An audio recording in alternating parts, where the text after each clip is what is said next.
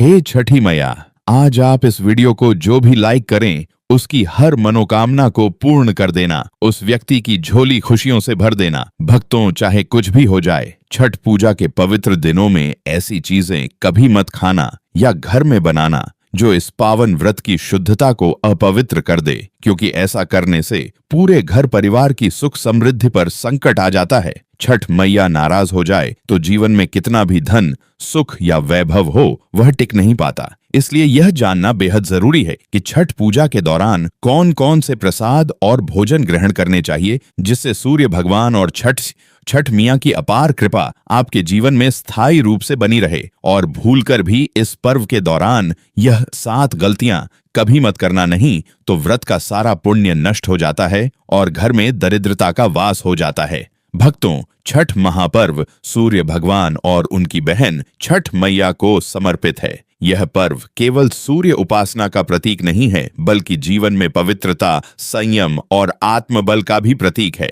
हिंदू धर्म में ऐसा माना गया है कि जो व्यक्ति छठ मैया का व्रत पूरी श्रद्धा और शुद्धता से करता है, उसके घर में सुख, स्वास्थ्य और संतान सुख कभी समाप्त नहीं होता। यह पर्व 4 दिनों तक चलता है और हर दिन का अपना विशेष महत्व होता है। सबसे पहले जान लेते हैं कि छठ पूजा 2025 में कब है। हिंदी पंचांग के अनुसार कार्तिक मास के शुक्ल पक्ष की चतुर्थी तिथि से इस पर्व की शुरुआत होगी, जो कि आज 25 अक्टूबर दिन शनिवार को नहाए खाए के साथ आरंभ हो चुकी है और इसका समापन 28 अक्टूबर दिन मंगलवार को भोर के अर्घ्य के साथ होगा। इन 4 दिनों में जो व्यक्ति छठ मैया की विधिवत पूजा करता है, उसे जीवन में हर वह वरदान प्राप्त होता है जिसकी वह कामना करता है। पहला दिन होता है नहाए खाए, जिस दिन व्रती व्यक्ति स्नान कर शुद्ध सात्विक भोजन ग्रहण करता है। इस दिन केवल लौकी भात, चने की दाल और अरवा चावल बनाना शुभ माना जाता है। भक्तों, ध्यान रहे कि इस दिन घर का रसोई घर एकदम पवित्र रखा जाता है, क्योंकि यही दिन व्रत के शुद्ध संकल्प का प्रारंभ करता है। छठ मैया का यह व्रत मन, वचन और कर्म तीनों की पवित्रता की मांग करता है। इसलिए इस दिन लहसुन, प्याज, मांसाहार या किसी भी तरह का बाहरी भोजन घर में नहीं बनाया जाता, क्योंकि यह सब अपवित्र माने गए हैं। नहाए खाए के दिन स्नान के बाद व्रती स्त्री या पुरुष गंगा जल या किसी पवित्र नदी के जल से घर को पवित्र करते हैं। फिर मिट्टी के चूल्हे पर कद्दू, लौकी और चने की दाल का भोजन पकाया जाता है। यह भोजन भगवान सूर्य को समर्पित कर ग्रहण किया जाता है। कहा जाता है कि इस दिन का भोजन व्रत करने वाले के शरीर को शुद्ध करता है और आगे के 3 दिनों की तपस्या के लिए शक्ति प्रदान करता है। यही वह दिन होता है जब पूरा घर छठ मैया की आराधना के लिए तैयार होता है। दीवारों पर गोबर से लिपाई होती है। घरों में स्वच्छता का विशेष ध्यान रखा जाता है, क्योंकि माना जाता है कि छठ मैया का आगमन उसी घर में होता है जो घर बाहर से नहीं बल्कि भीतर से भी पवित्र हो। जैसे दीपावली पर माता लक्ष्मी को स्वच्छ घर पसंद है, उसी प्रकार छठ मैया भी पवित्र मन और निर्मल वातावरण में वास करती हैं। भक्तों, आगे बढ़ने से पहले आपसे निवेदन है, अगर आप भी छठ मैया का यह पावन व्रत कर रहे हैं तो कमेंट बॉक्स में जरूर लिखिए जय छठ मैया, जय सूर्य भगवान, जिससे मैया की कृपा सदैव आपके परिवार पर बनी रहे। और अगर आपने अभी तक यह नहीं किया तो वीडियो को लाइक कर दीजिए, क्योंकि इस भावना से जुड़ना ही पुण्य का प्रथम कदम है। अब जानते हैं इस छठ महापर्व पर कौन कौन सी चीजें घर में रखनी चाहिए और किन चीजों को भूलकर भी नहीं छूना चाहिए। भक्तों, छठ मैया को गुड़, केला, सेब, गन्ना, नारियल और ठेकुआ अति प्रिय हैं। इनका प्रसाद बनाना और अर्घ्य में चढ़ाना बहुत ही शुभ माना जाता है। जैसे दीपावली पर सीताफल और मखाने का महत्व होता है, उसी प्रकार छठ में ठेकुआ और गुड़ की खीर का जो भी व्यक्ति छठ मैया को यह प्रसाद प्रेम से अर्पित करता है, उसके जीवन में सूर्य की तरह चमक आती है, रोग दूर होते हैं, परिवार में सुख शांति बनी रहती है। लेकिन ध्यान रहे, इस दिन भूलकर भी किसी भी प्रकार का अंडा, मांस, मछली या शराब जैसी चीजें घर में नहीं आनी चाहिए। छठ मैया का यह व्रत पूर्ण शुद्धता का प्रतीक है, जहां एक भी अपवित्र वस्तु का स्पर्श व्रत को दोषी बना देता है। यह केवल एक पूजा नहीं, आत्मा की तपस्या है। इसीलिए जो भी चीज आप खाते हैं वह प्रसाद के समान होनी चाहिए। सूर्य भगवान को अर्घ्य देने से पहले कोई भी व्रती अपने मन में नकारात्मक भाव नहीं लाता, क्योंकि मैया का व्रत मन की स्थिरता की परीक्षा है। भक्तों, नहाए खाए के अगले दिन आता है खरना, जिसे छठ पर्व का सबसे महत्वपूर्ण और सबसे पवित्र दिन माना जाता है। यह दिन पूरी तरह व्रत, संयम और शुद्धता का प्रतीक होता है। इस दिन व्रती पूरे दिन निर्जला उपवास रखते हैं, यानी पूरे दिन ना जल ग्रहण करते हैं, ना अन्न। दिन भर वे घर की साफ सफाई, प्रसाद की तैयारी और पूजा स्थलों की सजावट में व्यस्त रहते हैं। भक्तों, शाम होते ही जब सूर्य अस्त होने लगता है तो व्रती स्नान करके पवित्र आसन पर बैठते हैं और गंगा जल या किसी पवित्र नदी के जल से छठ मैया और सूर्य देव को अर्घ्य अर्पित करते हैं। उसके बाद बनता है प्रसाद। गुड़ से बनी खीर, रोटी जो घी में बनी हो और केले के साथ अर्पित किया जाता है। इसे खरना प्रसाद कहा जाता है। भक्तों, कहा जाता है कि जो व्यक्ति खरना का प्रसाद प्रेम से ग्रहण करता है, उसके शरीर और आत्मा की सारी अशुद्धियां मिट जाती हैं। यह प्रसाद केवल भोजन नहीं, यह आंतरिक शुद्धि का प्रतीक है। इस रात व्रती को यही प्रसाद ही ग्रहण करना चाहिए। फिर इसके अगले दिन से निर्जला उपवास रखा जाता है। दोस्तों,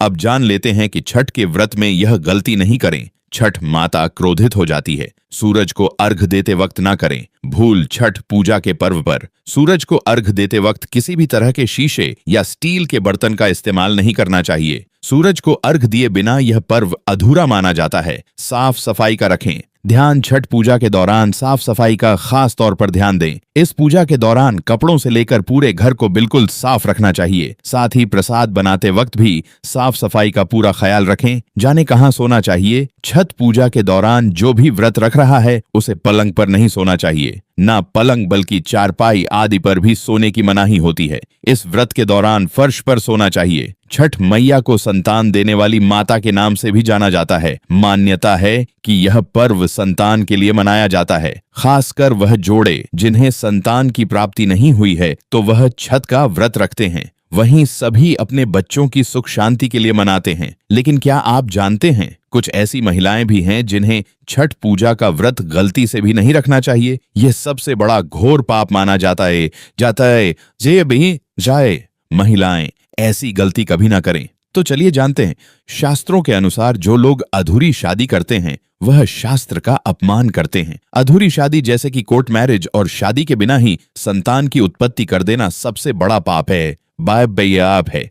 ऐसे में छठ पूजा का व्रत ऐसे लोगों को अपनी संतान के लिए कभी नहीं रखना चाहिए, क्योंकि आपने हिंदू रीति रिवाजों के अनुसार 7 फेरे नहीं लिए हैं। और वहीं बिन शादी के जब ऐसे लोग साथ में रहते हैं तो समाज में ऐसा रिश्ता कलंकित होता है। दोस्तों, बहुत से लोग ऐसे हैं जो भागकर शादी करते हैं और परिवार को दुखी कर देते हैं। माता पिता को समाज में कलंकित कर देते हैं। माता पिता को रुलाते हैं, परिवार को रुलाते हैं, समाज को बदनाम करते हैं। ऐसे लोग पूरे जनजीवन समस्त संसार के लिए श्रापित हैं। देखिए, परिवार को रुलाकर हमेशा रिश्ते अनर्थी होते हैं, रिश्ते जुड़ते नहीं हैं। इसीलिए जो लोग भागकर शादी करते हैं और कोर्ट मैरिज कर लेते हैं, 7 फेरे नहीं लेते हैं, हिंदू रीति रिवाज के साथ शादी नहीं करते, विवाह नहीं करते, तो उनके लिए यह व्रत उचित नहीं है। 7 फेरे का मतलब होता है आपने अग्निदेव का आशीर्वाद लिया, 33 कोटि देवी देवता का आशीर्वाद लिया, माँ बाप का आशीर्वाद लिया, परिवार का आशीर्वाद लिया, समाज को सम्मान दिया। मतलब अब आप पूज्य योग्य हैं।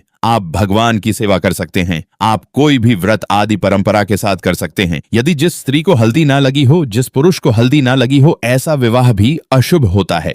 शादी में हल्दी अवश्य लगना चाहिए, तभी ही आप व्रत आदि रख सकते हैं, पूजा पाठ कर सकते हैं, किसी भी मांगलिक कार्य में आप शामिल हो सकते हैं। हायम ये है। इसीलिए ऐसी स्त्री किसी भी धार्मिक कार्य में तभी सफल व शामिल हो सकती है जब वह अग्नि के साथ फेरे ले ले। ऐसी शादी को ही शास्त्रों में सर्वश्रेष्ठ माना जाता है। ऐसे में अगर आपकी अधूरी शादी है तो आप छठ पूजा कभी न करें। आपके ऐसा करने से छठी मैया का अपमान माना जाएगा और आपको पाप लग सकता है। दोस्तों, शास्त्रों के अनुसार इस व्रत को सच्चे मन से रखना चाहिए। अगर कोई महिला शौक में यानी बेमन से इस व्रत को रखती है तो उनके पति या संतान की मृत्यु या उन पर कष्ट आ सकते हैं। सच्ची श्रद्धा के साथ छठ पूजा का व्रत रखना चाहिए। इस व्रत के सफल होने से संतान सुख की प्राप्ति होती है। संतान को कष्ट कभी नहीं आते। छठी मैया करती है, रक्षा घर परिवार होता है खुशहाल। जो लोग छठ पूजा करते हैं तो छठी मैया उनके इर्द गिर्द, उनके घर के आसपास सदैव घूमती रहती है,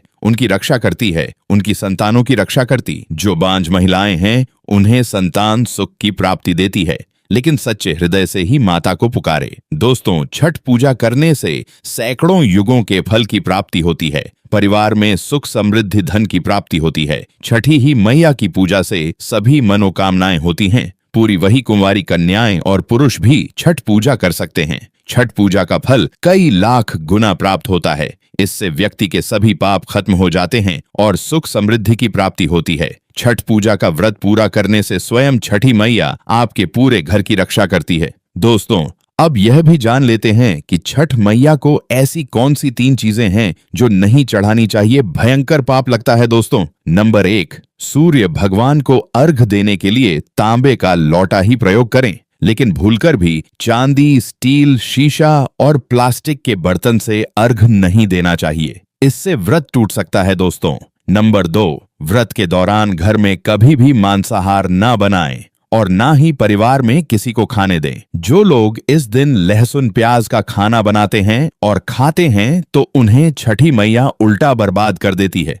श्राप दे देती है। इस दिन छठी मैया को भोग लगता है। तो घर में यदि आपके परिवार में किसी ने व्रत रखा है तो आप भी लहसुन प्याज का इस्तेमाल न करें। आप किसी और दिन को खा सकते हैं, लेकिन मांस, मदिरा, लहसुन, प्याज आदि ना खाएं। मान लीजिए छठ व्रत आपकी बहन ने रखा है और आप दूर भी रहते हैं, तब भी आप लहसुन प्याज न खाएं, नहीं तो उनका व्रत टूट सकता है। साथ ही साथ व्रत के दौरान घर में मदिरा आदि और धूम्रपान भी नहीं करना चाहिए। दोस्तों, नंबर 3, छठी मैया का प्रसाद बहुत ही शुद्धता के साथ बनाया जाता है। उनका प्रसाद हमेशा ऐसे चूल्हे पर बनाएं जिसे ताजी लेपा गया हो। यदि गैस पर बना रहे हो तो गैस स्टोव को अच्छी तरह से धो लें। पहले से बने चूल्हे पर कभी प्रसाद ना बनाएं, इसके लिए नया चूल्हा ही बनाएं। दोस्तों, नंबर 4, सूर्य को अर्घ्य देने से पहले कभी भी भोजन ग्रहण ना करें, घोर पाप लगेगा। व्रत भारी लोगों को पहले और दूसरे दिन सूर्य को जल देने के बाद ही भोजन करना चाहिए। व्रत के दौरान भोजन के प्रति मन में लालसा ना रखें, व्रत टूटता है। नंबर 5, छठी मैया से मांगी मन्नत अगर पूरी हो जाए तो आपको अपनी मन्नत का पूरा होने की विशेष पूजा जरूर करनी चाहिए, अन्यथा मैया के प्रकोप का सामना करना पड़ सकता है। नंबर 6, छठ का व्रत करने वालों को जमीन पर 4 दिन तक सोना चाहिए। छठ पूजा वाले कमरे में ही अपना आसन लगाना चाहिए। ऐसे में आपको छठ मैया का ध्यान करते रहना चाहिए। इससे माँ आपके व्रत को संपूर्ण करती है और कोई भी विघ्न बाधा नहीं आती है। नंबर 7, जिस जगह पर प्रसाद बन रहा हो वहां साधारण भोजन भी नहीं बनाना चाहिए। साथ ही साथ उस स्थान पर खाना भी वर्जित है। दोस्तों, नंबर 8, प्रसाद बनाते हुए नमक का हाथ भी किसी पूजा की वस्तु या प्रसाद से नहीं छूना चाहिए। दोस्तों, नंबर 9, पूजा के दौरान अपनी वाणी को बुरी बातों से थोड़ा दूर रखें। जुबान पर गंदे विचार भी नहीं लाना चाहिए। छठी मैया का आशीर्वाद पाने के लिए मन में गंदे विचार नहीं लाने चाहिए। नंबर 10, घर में पूजा के दौरान झूठे बर्तन और गंदे कपड़ों का ढेर बिल्कुल नहीं होना चाहिए। इससे छठी मैया क्रोधित हो जाती है और व्रत टूट जाता है। छठी मैया को साफ सफाई बहुत पसंद है। व्रत के दौरान अपने घर को साफ सुथरा रखें और गंगा जल से छिड़काव अवश्य कर लें। इससे पूरा घर पवित्र हो जाता है और छठी मैया का आशीर्वाद प्राप्त हो जाता है। दोस्तों, आज हम आपको छठी मैया की कृपा पाने के लिए एक ऐसा उपाय बताएंगे जिससे आप सबसे जल्दी करोड़पति हो जाएंगे। मैं छठी मैया की सौगंध खाता हूँ, अगर आपने यह उपाय कर लिया तो आपको दुनिया की कोई भी महाशक्ति, कोई भी व्यक्ति करोड़पति होने से, धनी होने से, धन, ऐश्वर्य, प्रगति, सौभाग्यशाली, उत्तम जीवन साथी, धन संपदा, सकारा ऊर्जा प्राप्त करने से कोई नहीं रोक पाएगा। यह उपाय आप कॉपी पेन पर लिखकर रख लें, आपके बहुत काम आएगा। हम उपाय बताने वाले हैं, उपाय को ध्यान से सुनना, आपकी कायाकल्प हो जाएगी। लेकिन वीडियो में आगे बढ़ने से पहले आपसे निवेदन था, वीडियो जरूर लाइक कर दीजिए। यह उपाय छठ पूजा वाले दिन ही करना है। आइए जानते हैं उपाय। ये उपाय आपको दृष्टि जानकारी